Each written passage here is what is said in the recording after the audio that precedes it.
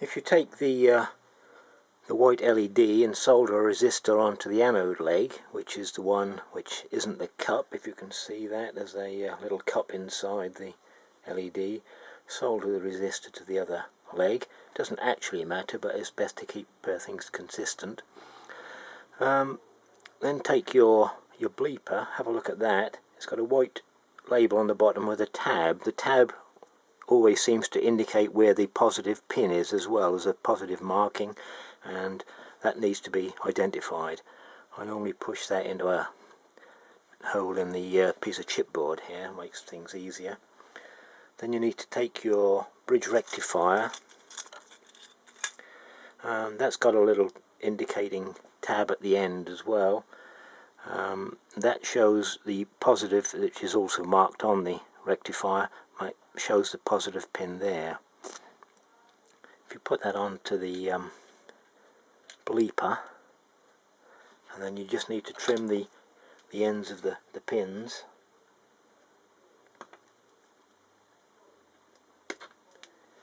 Like so, and then push the pins of the bleeper over the bridge rectifier to hold it into place, so you get a mechanical joint as well, like so.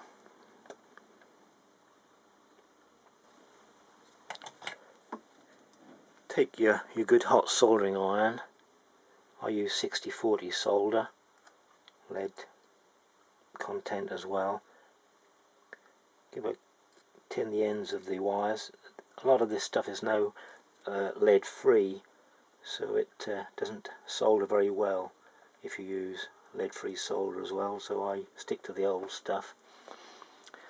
Put a couple of good blobs onto the bridge rectifier and bleeper connections, then take your LED, ensure that the resistor goes to the end with the tab of the bridge rectifier and also the positive marking on the bleeper, and solder that in place.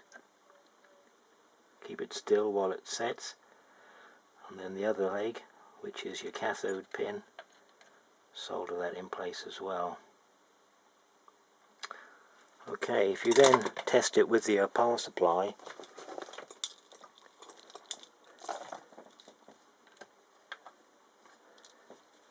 you'll find that the indicator and bleeper now work regardless of which way round you put the connections, because as you may know, the TR250, TR5, TR6, the bulb in the back of the speedo actually reverses polarity depending on whether you're turning left or right, and a normal LED wouldn't work if you didn't have the bridge rectifier in place.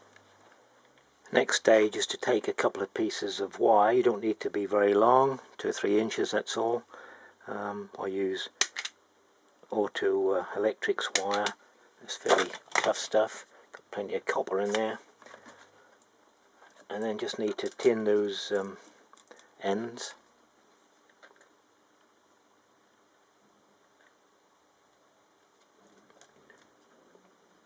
Tin both pins of your bleeper rectifier,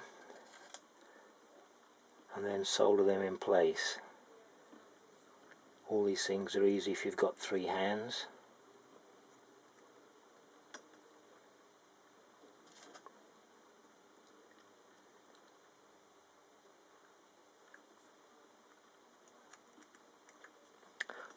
Okay, that's that. You can just trim off a little extra if you want to. And that's ready for the next stage.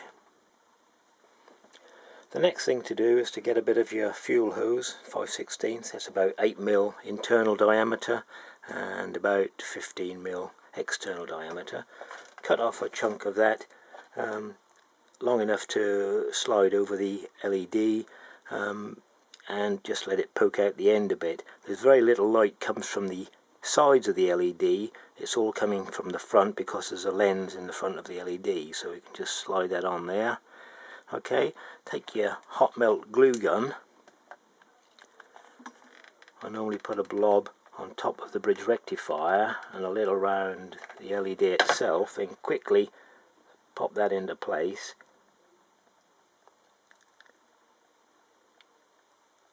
Something like that. Okay, it takes a bit of time to just go off. Just hold it there whilst it's cooling a bit, and then you can carry on. I normally put a little on the wires of the bleeper just to hold them in place, and then squirt a little into the orifice underneath the rubber pipe. Okay, it's hot, sticks to your fingers. Okay, so that it looks a bit sort of messy at the moment, but that sort of holds the whole thing together and allows the rubber pipe to be fitted into the back of the speedo eventually. Then if you take a piece of heat shrink sleeving, the adhesive lined heat shrink sleeving, cut it about the same length as the bleeper. You probably need to stretch it to fit it over. I normally use a big pair of scissors and give it a stretch, and then quickly slide it over like that, and then get the heat gun and shrink it down.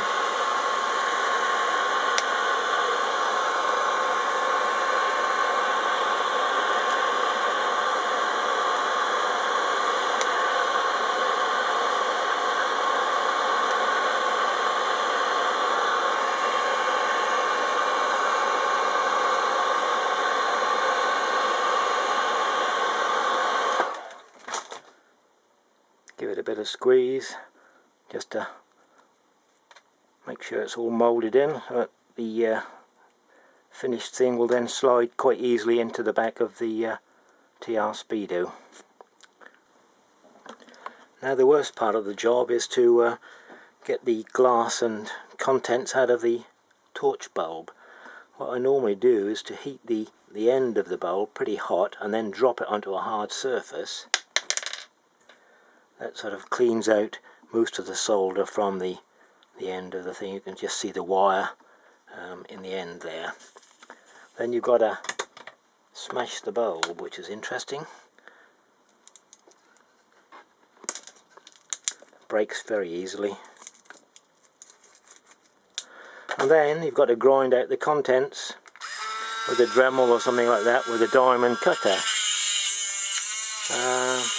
And that takes a while. Okay, well, with the internals removed, make sure that any little pieces of wire are taken away as well, otherwise it could short out inside. Strip one end of your bleeper wire and push it in. Doesn't matter which end, of course, because we've got the rectifier inside. Solder that back on.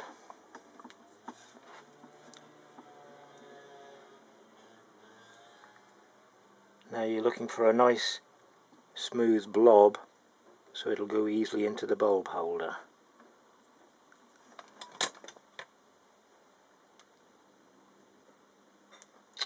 And then just solder on the other side of the wire to the casing of the bulb.